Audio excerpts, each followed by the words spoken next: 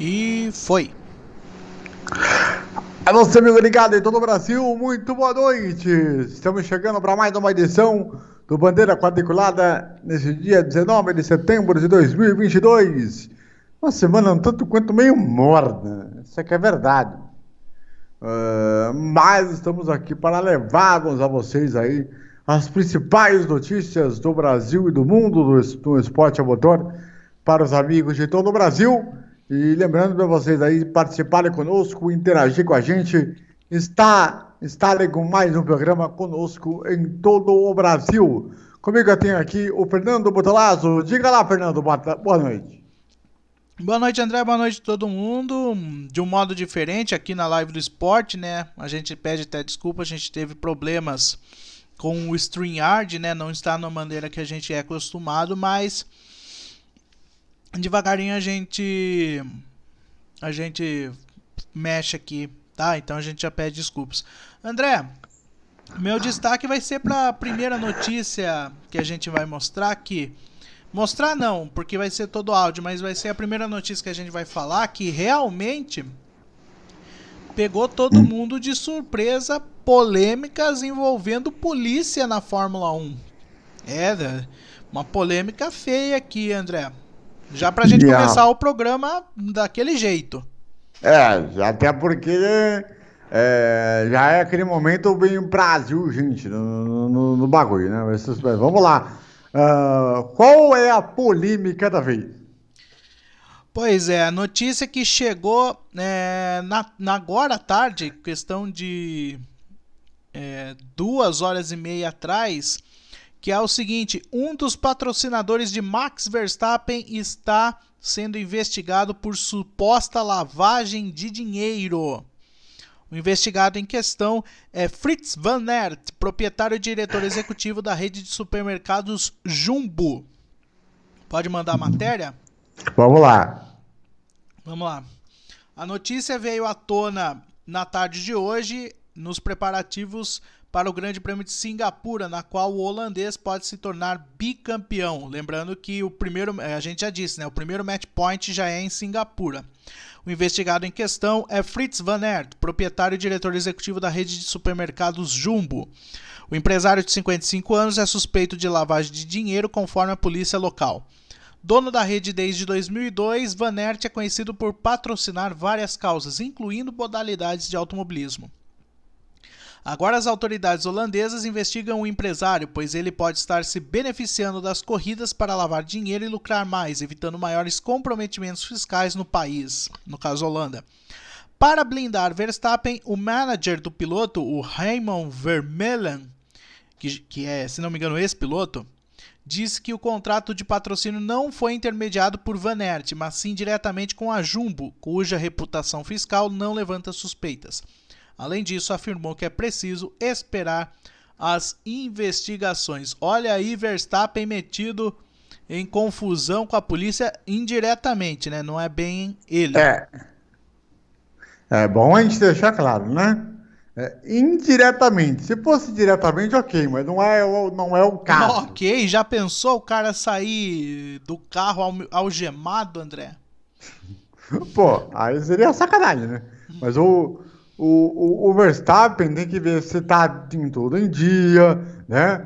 A questão da grana lá, né? Fiscal, né? Não sei se a Holanda tem questão de imposto ou não, né? Tem. Porque ele tá morando na Holanda, né? Se não me engano, André, eu acho que o Verstappen, ele tá morando, deixa eu ver.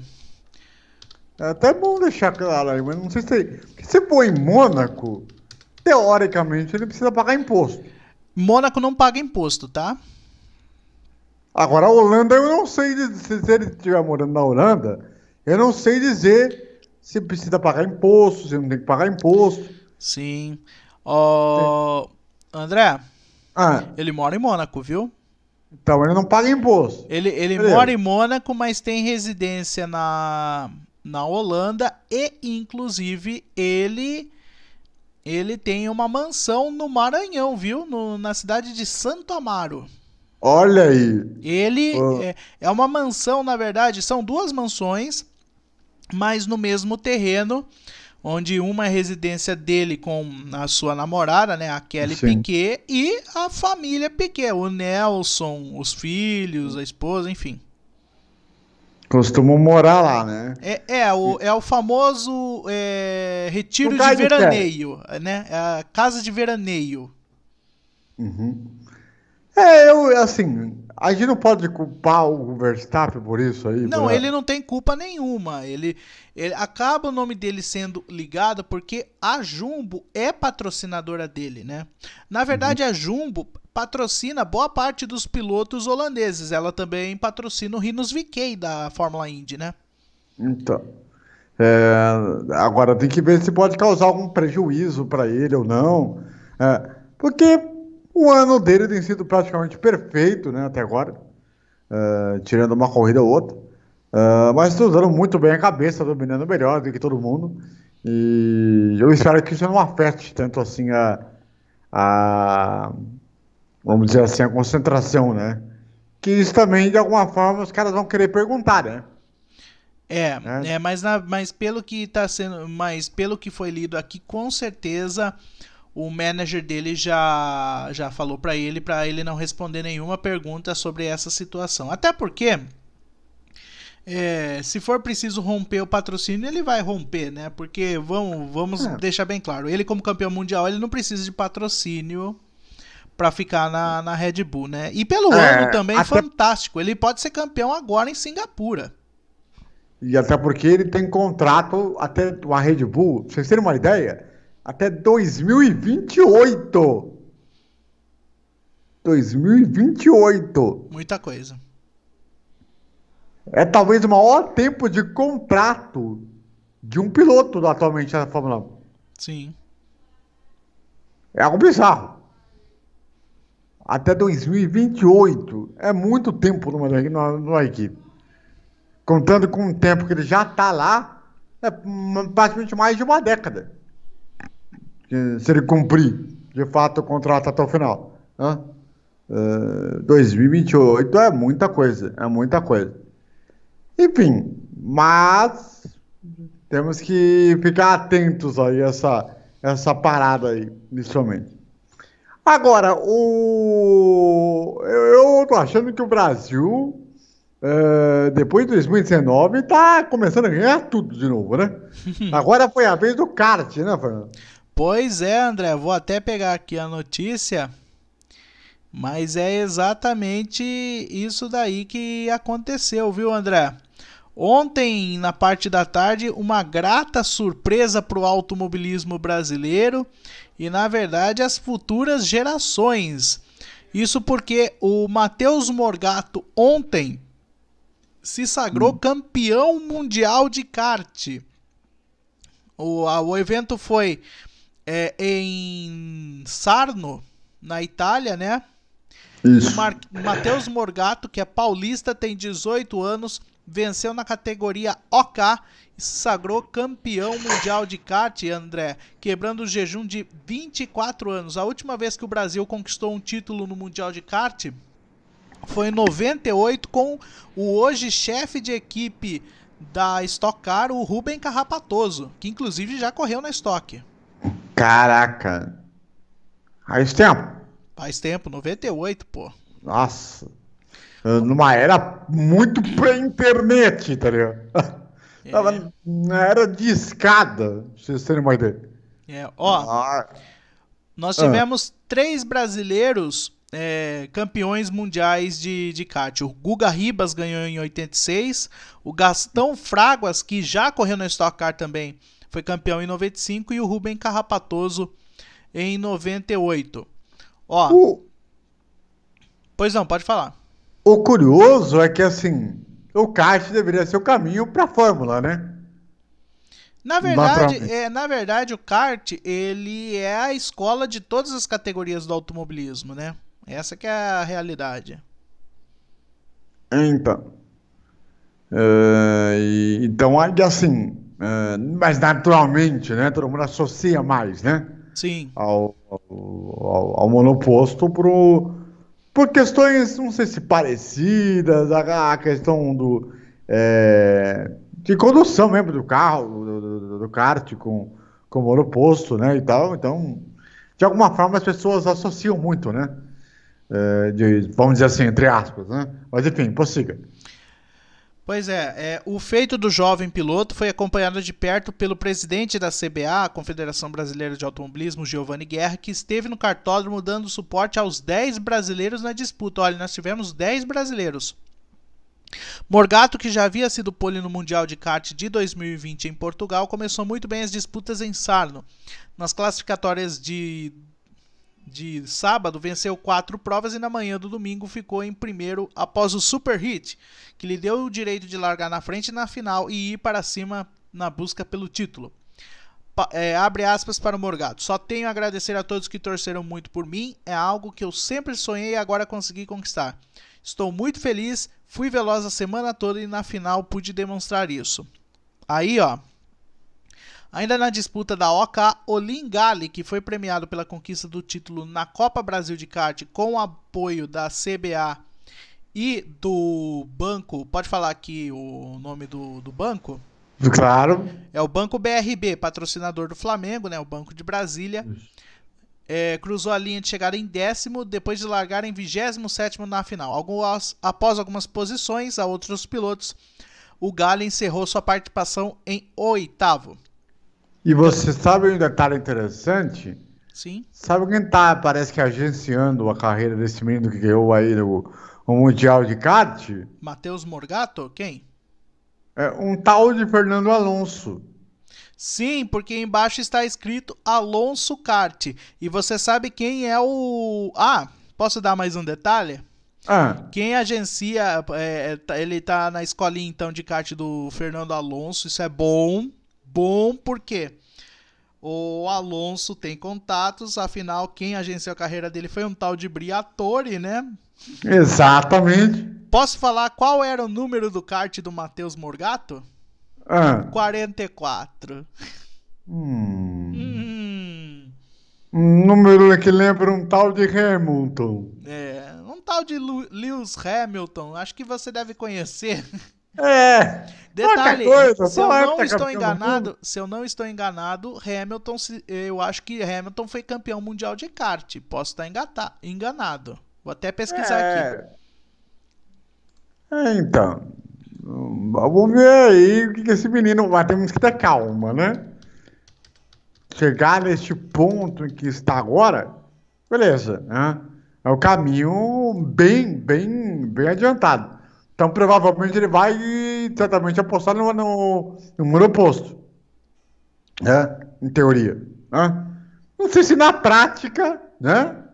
Se vai mudar muita coisa. Mas, enfim. É bom lembrar que nem todos os pilotos campeões mundiais de kart chegaram a correr na Fórmula 1, né? É bom explicar isso. Mas o kart é o formador, né? Sim. Posso dar uma notícia aqui, olhando os campeões de kart aqui? Sabe quem foi campeão mundial de kart aqui? Só para você ter uma ideia, eu vou pegar os últimos, ó. O Nick De Vries, ele foi bicampeão mundial de kart em 2010 e 2011. Sabe na equipe de quem? De um tal de Alessandro Zanardi. Ô, louco! Sim. Esse Zanardi aí é o... Ele mesmo. Aquele? Seguro italiano. Rapaz! Ó, só pra vocês terem uma ideia, ó, Vito Antonio Liuzzi foi campeão em 2001, o Guido van der Garde foi campeão em 2002, Ian Magnussen foi campeão em 90 e em 91 campeão foi Jarno Trulli. Nossa! Olha a turma, né, velho? Em 74 o campeão foi o Ricardo Patrese. Olha só. E em 73 o campeão foi o Terry Fullerton, que quem é fã de automobilismo sabe que Terry Fullerton é aquele considerado o maior rival de Ayrton Senna, né? Pois é.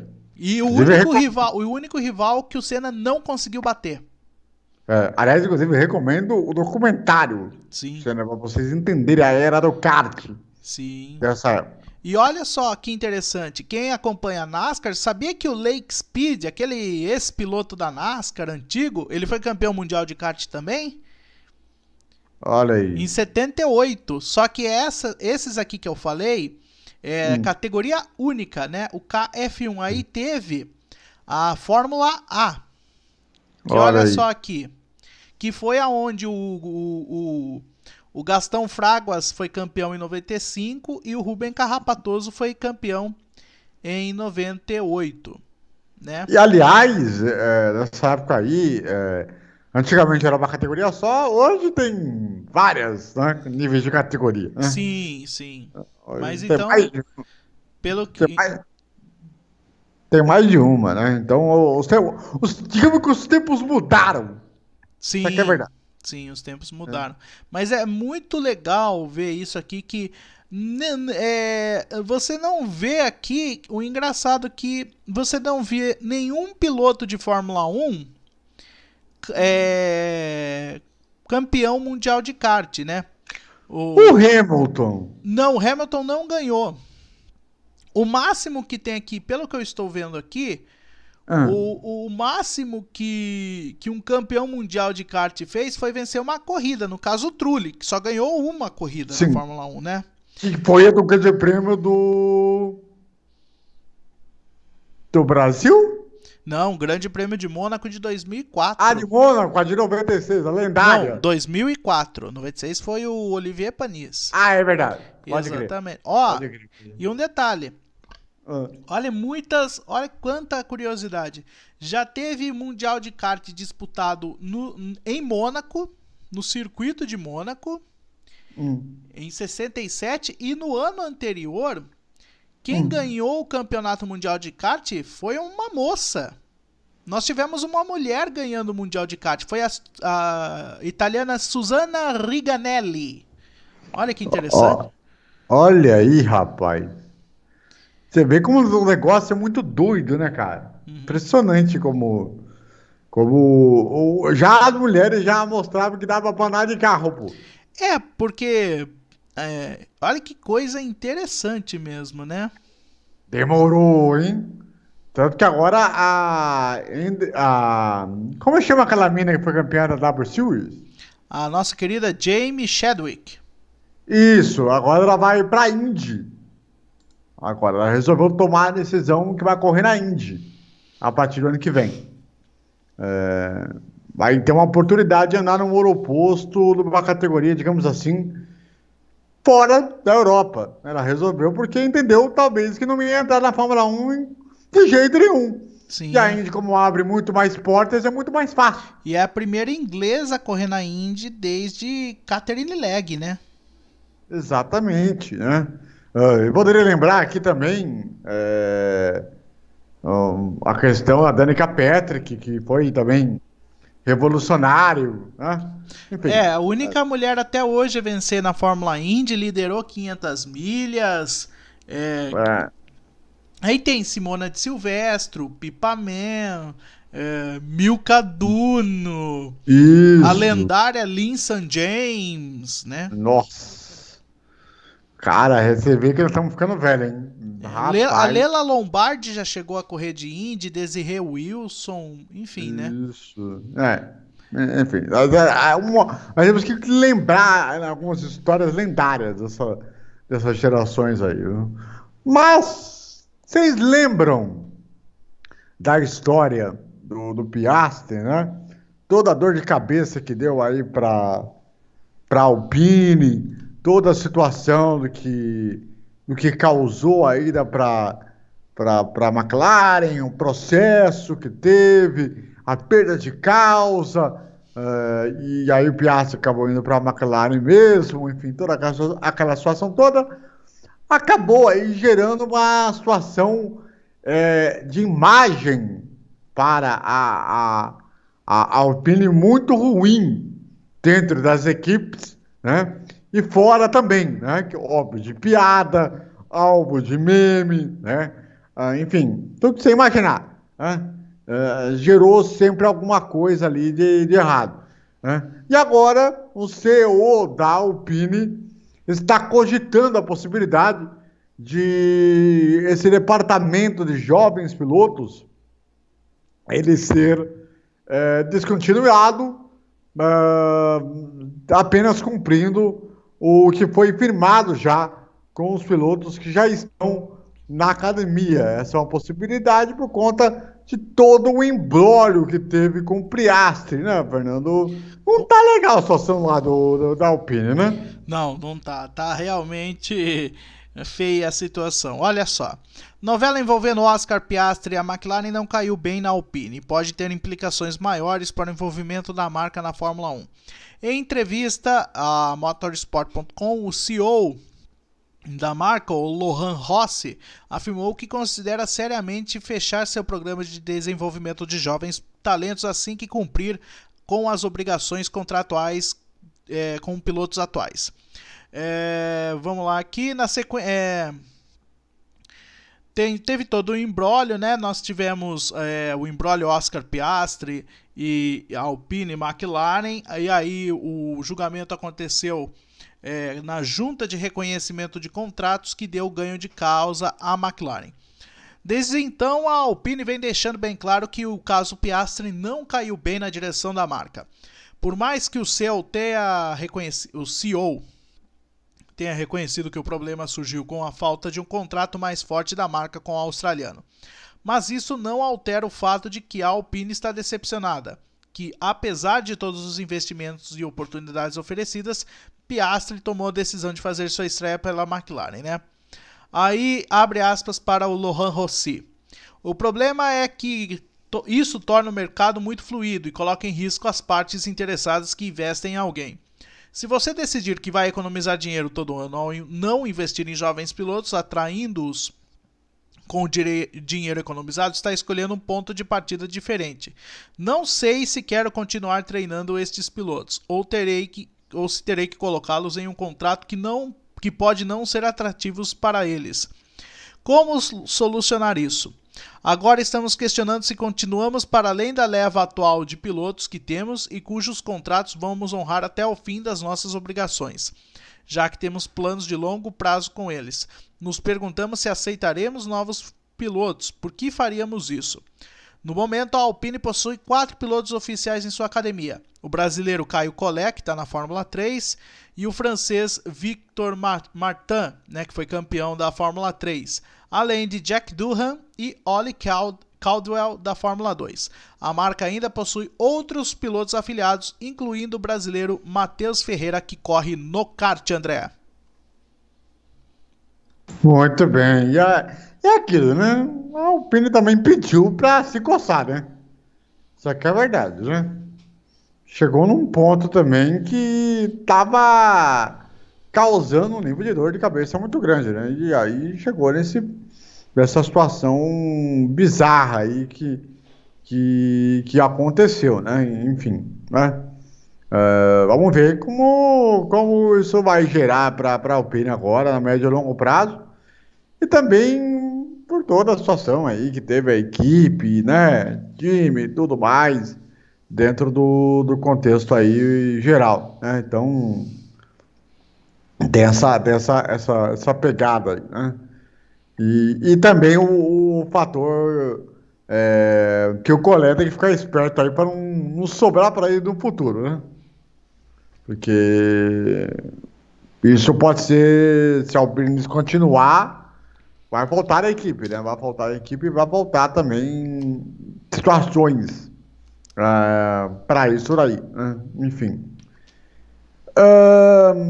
E também, até para perguntar para o Fernando, é o seguinte: você acredita que vai acontecer isso aí ou você acha que a Alpine está jogando por jogar? Ah, André, tá muito escuro tá muito obscuro essa situação, né? Eu acho que a situação tá bem assim. Ele tem que seguir os contratos, né? Agora se ele vai fechar ou não já é outros 500, né? também, né, os fatores positivos ou não, tem que levar em consideração também, né? A Alpine ela não pode somente descartar fora e jogar fora tudo o que foi feito da equipe e tudo mais, né? Então, tem esse outro lado também, né? E, enfim, e ontem nós tivemos aí a premiação da festa da Indy, né? Depois do título do Will Power. E essa questão aí, do qual o Togarta certamente foi muito falado dentro da festa de ontem, em que o Will Power recebeu a taça de campeão e também bem trajado, algo elegante, foi também muito fotografado. E no ano que a Indy pode-se dizer que foi um campeonato ok. O campeonato tem evoluído mais nos últimos anos do que comparado até a própria Fórmula 1, né, Fernando? Na verdade a Fórmula Indy ela teve um crescimento, né, nos últimos anos, tá voltando a expandir o seu leque.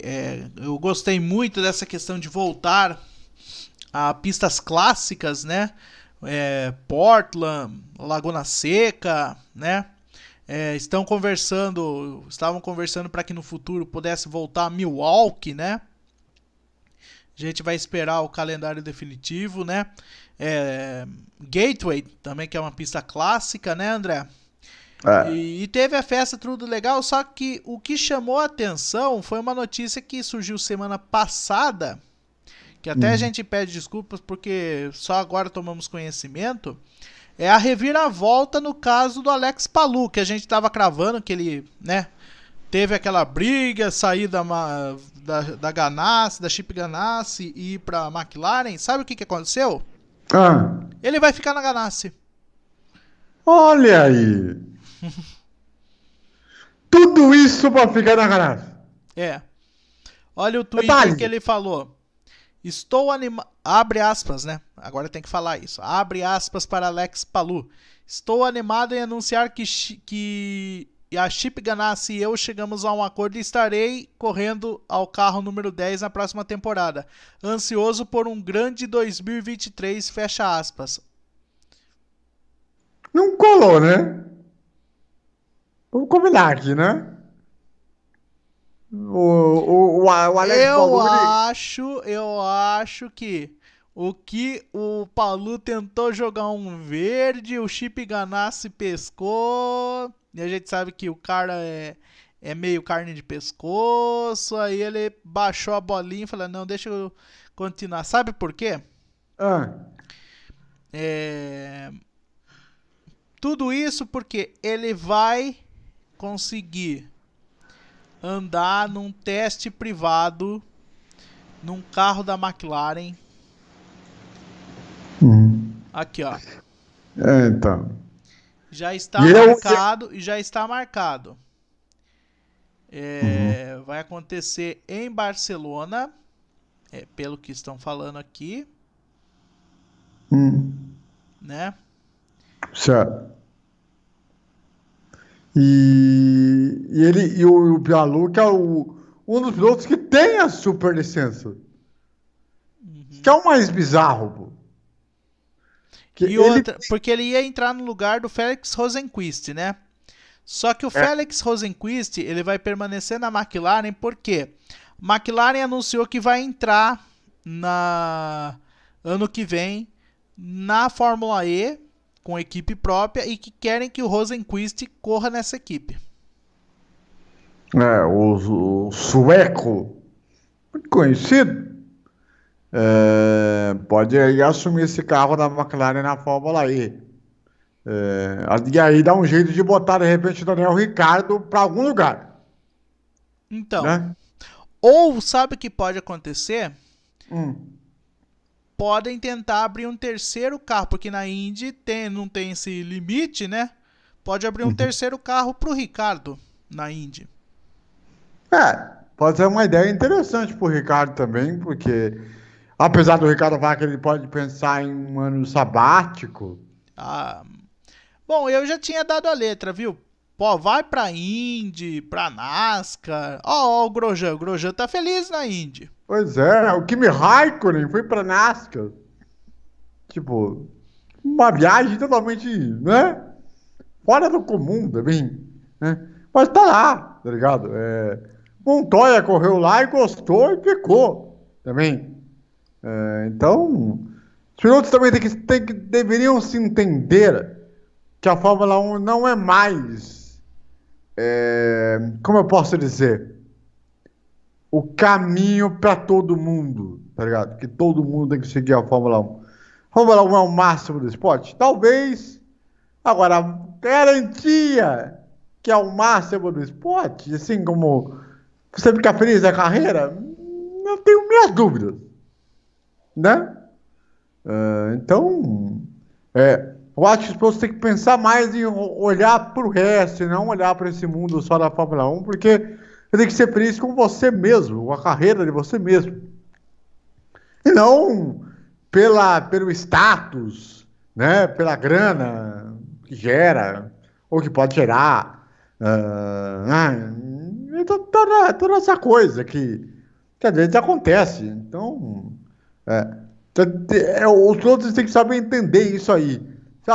Ok, você não vai conseguir a vaga na Fórmula 1, vale uma vaga na Indy, você vai ser feliz na vida, você vai ter muito mais tranquilidade, você não vai ter um paparazzo para te encher o saco, como você tem na Europa, sabe? Então, no contexto geral também, né, da privacidade, né, do piloto, você vai ter uma carreira muito, mas muito mais segura. Quer ver um exemplo? O Tony Kanaan, com a carreira que ele fez na Fórmula Indy, tá ligado? Considerado o ídolo máximo dos norte-americanos. Ele foi fazer lá um vídeo no canal dele lá sobre a prova de Laguna Seca para mostrar os bastidores, né, tudo que cerca uma prova de um grande prêmio da Indy. E ele sequer foi incomodado, ele tá lá gravando o vídeo dele lá, as pessoas passando, não vão lá para atrapalhar, para aquela coisa, não, vamos tirar uma foto, que não sei o que, nada, zero. Ele tá lá gravando o seu vídeo, fazendo o seu trampo. Por quê? Os americanos, eles entendem que ele tá fazendo o seu trabalho, a sua forma de mostrar para as pessoas de outros lugares do mundo. E por conta disso, porque ele já fez tudo na vida. Ele não precisa de mais nada. E esse status da Fórmula 1, às vezes, ele é um pouco saturante. As pessoas vão querer olhar um pouco sobre a tua vida, sobre a tua carreira, sobre se você está namorando o X, se você está namorando o Y. Entendeu? Como é que é o negócio? Se você não tiver uma pessoa ou um status que faça com que você não seja percebido pelas pessoas, ou seja, você tem uma privacidade maior, você vai ser julgado o tempo todo. Tá? Eu estou errado. Porque o que deveria ser o correto era você cuidar da carreira de atleta muito melhor e saber fazer as suas escolhas melhor. Eu acho que a Fórmula 1 hoje, por mais que ela seja a top do mundo, já não é mais a melhor escolha do que deveria ser 10 anos atrás, não, Fernando? É lógico que todo piloto tem o sonho de ir para a Fórmula 1, só que já ficou muito mais restritivo, né? Exemplo disso é o Drogovic. Antigamente, quando ele ganhou a Fórmula 2, muitas equipes estariam correndo atrás dele. Não vou por 10 anos, vou por uns 15 anos atrás. Estavam correndo atrás dele para pegar para correr ano que vem, né? Então, até a Fórmula 3.000 mesmo, antiga. Isso, então hoje em dia tem que ver outros lugares. Tanto que o Drogovic, ele disse em uma entrevista que ele, se quiser, ele não descartaria correr na Indy. Só que o foco dele é Fórmula 1, ele já deixou bem claro. Chegou até a ter uma história com a Ganassi pra andar com o carro lá, mas... Mas tinha que esperar o Palou, né? Agora o Palou resolveu ficar, né? Então. E aí, agora ele resolveu, entendeu que ela tem a chance de ir para a Fórmula 1. O quanto aquilo pode afetar a carreira do Drogovic? Esse é um ponto de interrogação. É como o Theo falou na live, em que eu pude ter a presença dele na semana passada, na quarta-feira, em que aquela questão do trabalho do engenheiro, que o engenheiro você não está acostumado, não é o engenheiro seu, né? Se você bate no primeiro treino livre, o risco de as pessoas falarem assim, eu não serve, você não vai servir, você não vai ser nada, tá ligado? Esse é o que é o problema. Esse é o que é o problema. Você ser o piloto reserva, a chance de você ficar muito tempo parado, sem correr, ou participar de alguns treinos livres só, com poucas vezes andando no carro, pode ser insuficiente e você acaba virando o Pietro Fittipaldi 2, né, Fernando? Lógico, o Pietro tem chance de reverter essa situação, mas é aquilo, olha quanto tempo o Pietro é reserva da Haas. 2019, tá indo para 4 anos, Então, né? isso que ele correu uma corrida só. 2, né? 2. Que não dá nem menos de 30%. Pra você ver. E assim, eu não sei, o Drugo, ele vai ter realmente a grande realidade do que vai acontecer daqui a um ano. Se daqui a um ano ele não tem uma possibilidade de correr uma corrida sequer, e ele tem que ficar parado, fazendo simulador, e andar um treino livre ou outro, talvez não vai ficar legal. Né? É o risco que ele corre também, né, Fernando? Sim, realmente é um risco que ele corre. Até que ponto é positivo ser piloto reserva? Então, essa que é a questão. ainda que o contrato dele é ótimo, né? Sim, Se alguma equipe quiser precisar dele, tá liberado. sim. Né? A Williams aí, se quiser ter um piloto para correr, é só querer chamar, mas eu acho que eles não vão fazer isso. Acho que eles não vão fazer isso. Ele vai ter que ficar lá como piloto reserva lá, quieto na dele, tendo que ver o Alonso e o Stroll aprontarem. Essa que é a verdade. Então, é meio difícil. E como o Theo ele falou, né? Só se ele fosse um Hamilton, um Senna, um Prost da vida, para você andar muito bem num treino livre. Ele teria que ter uma série de conjecturas muito a favor para andar. E outra, quem vai me dizer que o engenheiro que ele for usar, não sei se vai ser o engenheiro do Stroll, se vai ser o engenheiro do Vettel, aí eu já não sei, que vai ser usado. Né? Se vai dar a confiança exata para andar. Quem pode me garantir?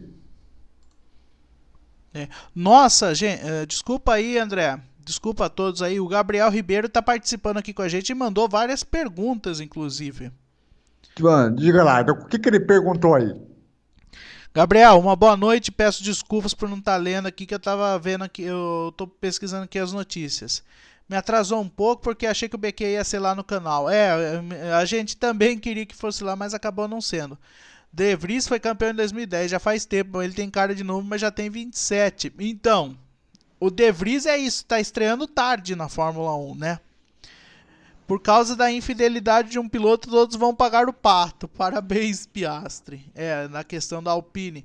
De Vries estava assim também, mas isso mudou na última corrida. Então, e que tal?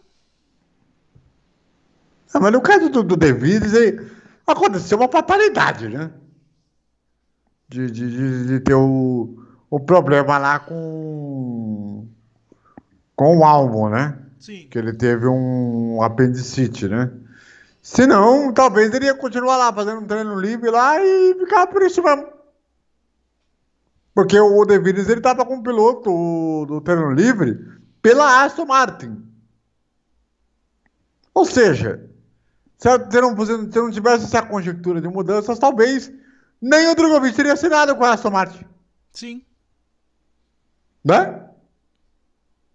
Então, assim, eu tenho minhas também algumas desconfianças e é legal, bacana ter o piloto do Drogovic fazer alguma coisa, mas eu não tinha parado para analisar essa questão do engenheiro. Se o engenheiro não for parceiro com ele, o cara tá ferrado, pô. Tá ligado? Uhum.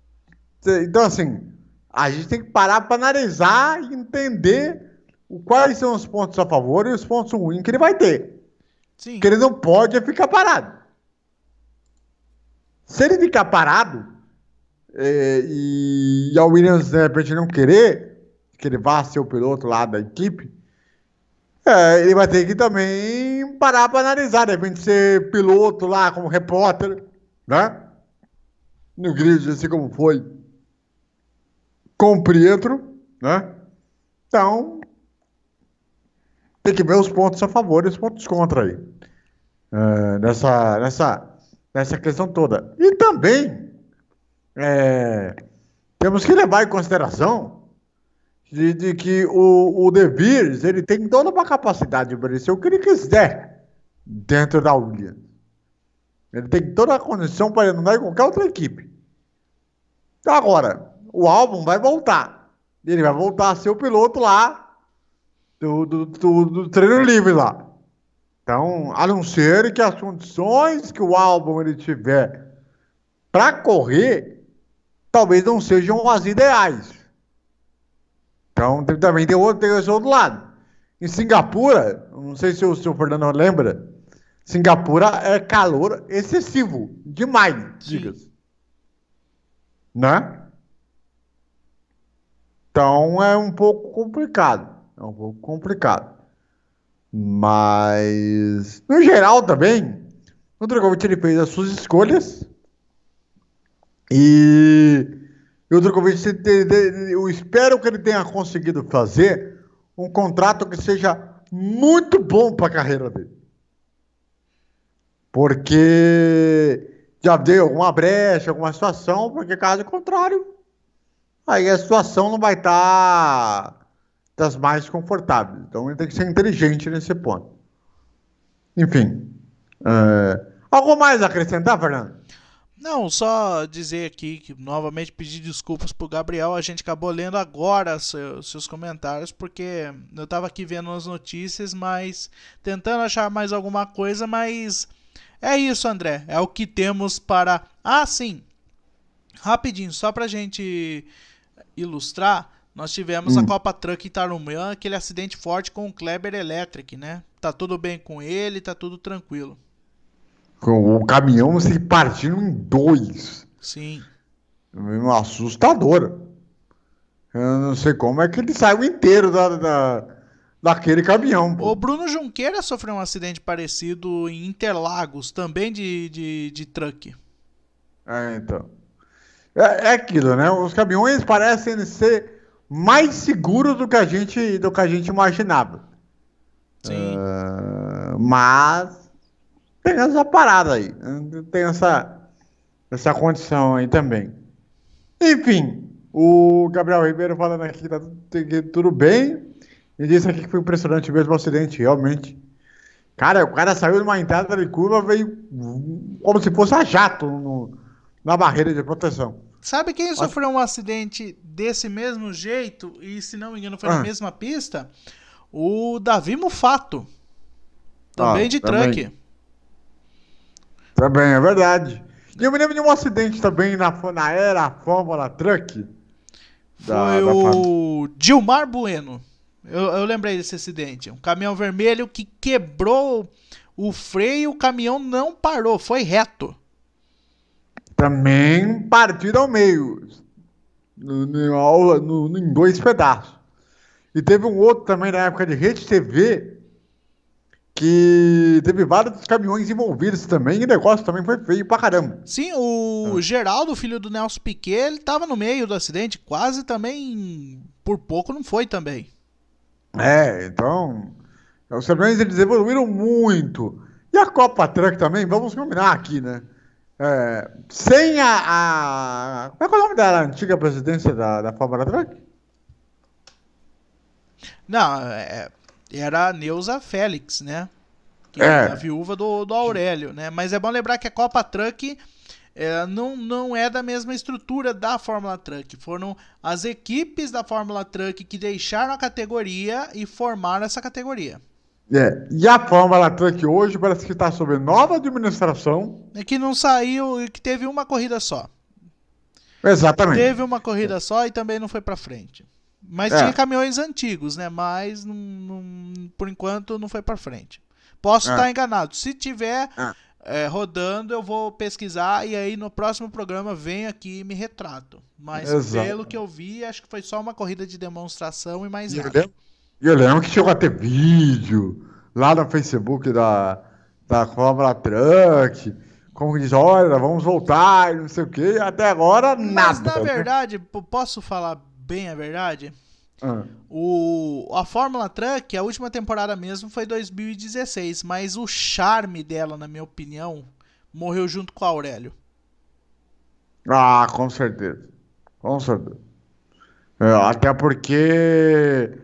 E a Fórmula Truck tinha contrato com a Band, tinha toda uma aparelhagem muito boa. Mas depois a Copa Truqueira veio, primeiro teve que ter o contrato com o Grupo Globo primeiramente, para depois estar a Bandeirantes. Então, quer dizer, teve que passar também com o processo de estruturação da categoria como um todo.